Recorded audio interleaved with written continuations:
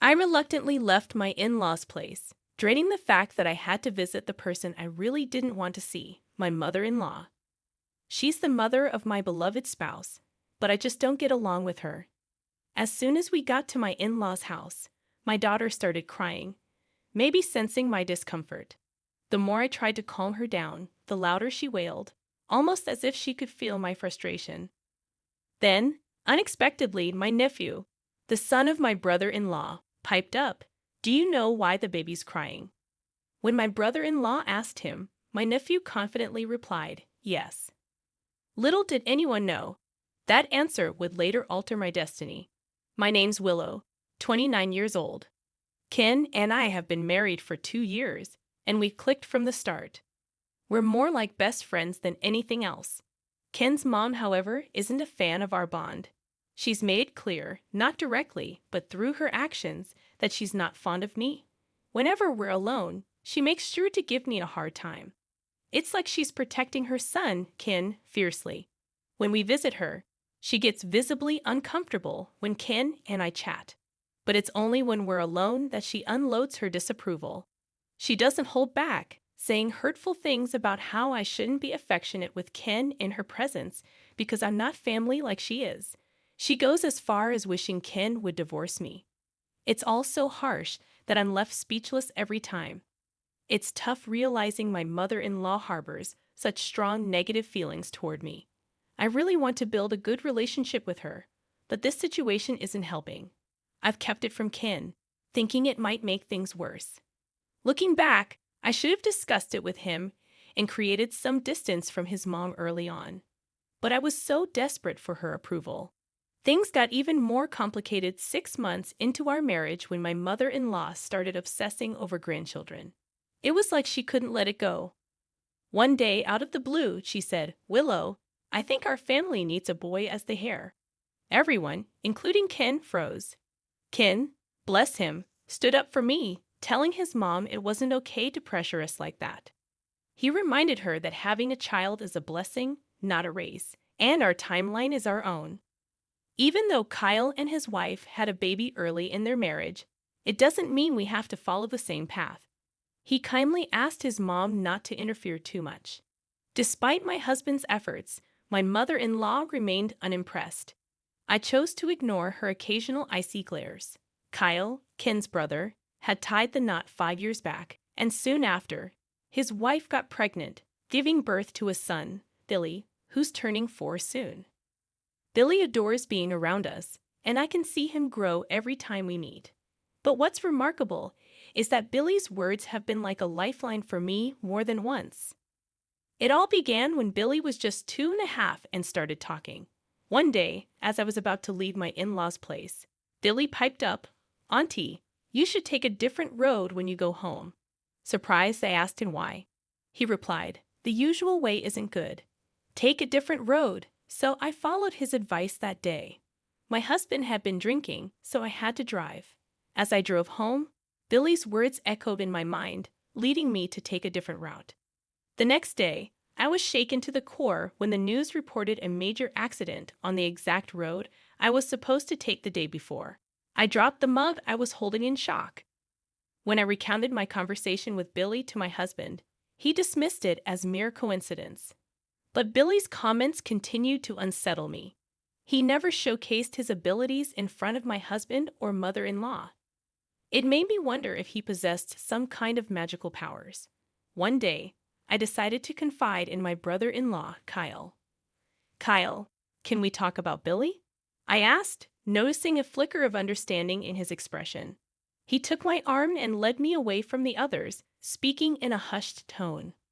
"What's going on with Billy?" he asked. "Well, maybe it's just a coincidence, but Billy has saved my life a couple of times," I confessed. "Saved you?" Kyle's eyebrows shot up in surprise. "Yeah, from accidents and other situations. I was thinking maybe Billy has some kind of special power," I explained. "I see. So you've noticed it too," Kyle nodded. "He usually only shows that side of him to me and my wife, but I guessed he revealed it to you as well." As time passed, I learned that Billy had displayed his special abilities to my brother-in-law and his wife on several occasions. They didn't think much of it, as Billy had never made such comments to anyone outside the family. However, they understood the potential complications if Billy's power became public knowledge. So they made efforts to keep it hidden. I couldn't shake off my curiosity about why Billy was revealing his power to me as well. It had been almost a year since I first discovered it. Recently, I found out that I was pregnant, but the morning sickness made it hard for me to visit my in-laws frequently. I heard that my brother-in-law and his wife were planning to visit, and while I was eager to see them, I also felt relieved that I wouldn't have to face my mother-in-law during the last trimester of my pregnancy. As my morning sickness settled down, my belly grew, making daily life a bit more challenging. Going on maternity leave should be a time of preparation and anticipation, but for me, it came with a barrage of calls from my mother-in-law. Every day, without fail, she'd ring me up, demanding to know if I was taking the supplements she sent. I was already taking folic acid, which I bought myself, but she insisted I switch to the expensive ones she recommended from a mail-order site. Her concern wasn't just about the supplements, it was about the gender of the baby. She made it clear that she expected a boy, considering me a failure as a wife for not delivering what she deemed a satisfactory child. Personally, I didn't care about the baby's gender.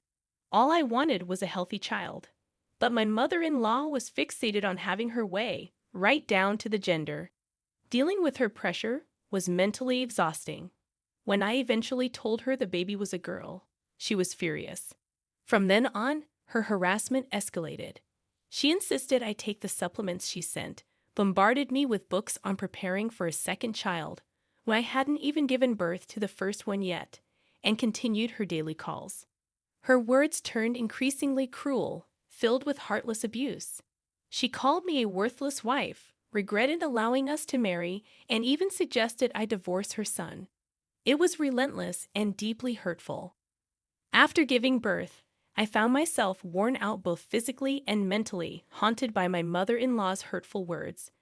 I couldn't bring myself to tell my husband how much they were affecting me.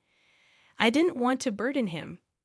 But more than that, I feared any backlash from my mother-in-law. Despite the daily battles with anxiety, I managed to bring a healthy baby girl into the world. She was so precious that her presence overshadowed any negativity from my mother-in-law.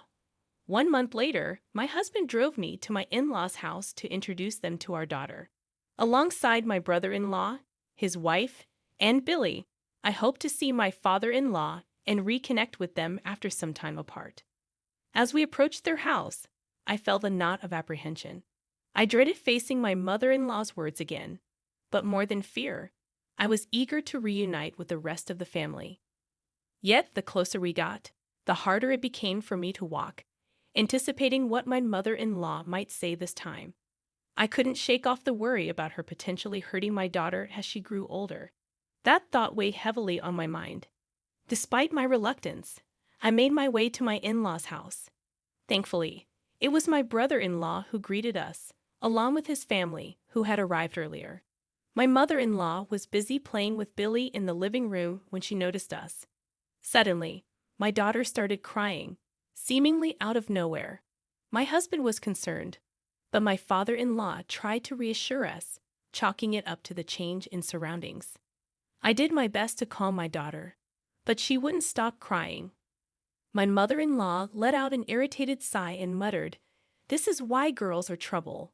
In that moment, I felt a surge of anger like never before. No matter how much I loved her son, I couldn't forgive her for such a comment. Why did the baby's gender matter? She was safe and healthy. I resolved to endure the day and never return. Then Billy, who had been playing happily, suddenly spoke up. His words made me exchange a glance with my brother-in-law. Maybe he was using his power. When my brother-in-law casually asked why the baby was crying, Billy confidently responded, saying the baby felt sorry for me and wanted my mother-in-law to stop bullying me. My husband was taken aback, and everyone in the room turned to my mother-in-law, who seemed shaken and muttered something about Billy being strange. Billy boldly spoke up, revealing that Grandma had been mean to Auntie for a long time. Even when the baby was still in Auntie's belly, the baby didn't like it at all. My husband, taking it seriously, asked Billy if it was true. Billy confirmed it and said the baby wished she could tell Daddy, but he's too nice. She wanted Daddy to help Mommy. My husband thanked Billy, realizing the truth.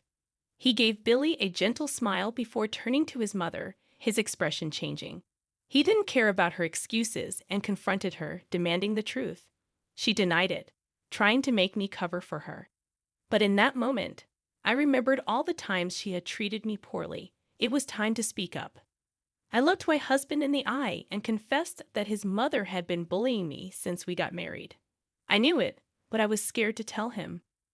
My husband hugged me and our daughter, then turned to his mother with a resolve I'd never seen before. He called her out for her behavior, saying he was disappointed and didn't even see her as a mother anymore. He demanded she stay out of our lives. His mother pleaded, but my husband didn't buy it. He saw through her excuses, knowing she bullied me because I took him from her and because our baby wasn't a boy. He made it clear that he didn't want her involved with us anymore. It was a tough moment, but I knew it was necessary for our family's well-being. Why does it matter if our grandchild is a girl? I interjected, refusing to accept my mother-in-law's selfish desires. My husband, Ken, made it clear that he would choose me over her any day. He didn't want to continue a family with someone like her. My mother-in-law pleaded with Ken, begging him not to cut her out of his life. But he stood firm, looking at her with disdain. He reiterated that he was cutting ties with her, just as he had said. It was a heartbreaking moment, but necessary for our family's peace and well-being. In response to my husband's decision, my father-in-law and brother-in-law also chose to cut ties with my mother-in-law. My father-in-law even forced her to divorce him and leave the family home. With no money or place to go, she had to return to her parents' house. However, there, she was treated more like a housekeeper than a family member. It seemed like karma had caught up with her, and she was getting what she deserved. Meanwhile, we continued to visit my father-in-law and brother-in-law, maintaining good relationships with them and their families. Billy's magical abilities seemed to fade over time, and he rarely mentioned them anymore. Some say that babies and animals can sense things adults can't, but whether that's true or not, Billy's words had undoubtedly saved my life. Thanks to him, I'm now living a happy life. One day, I hope to share Billy's story, including his mysterious power, with my daughter. He played a significant role in our lives, and I want her to know about the extraordinary impact he had.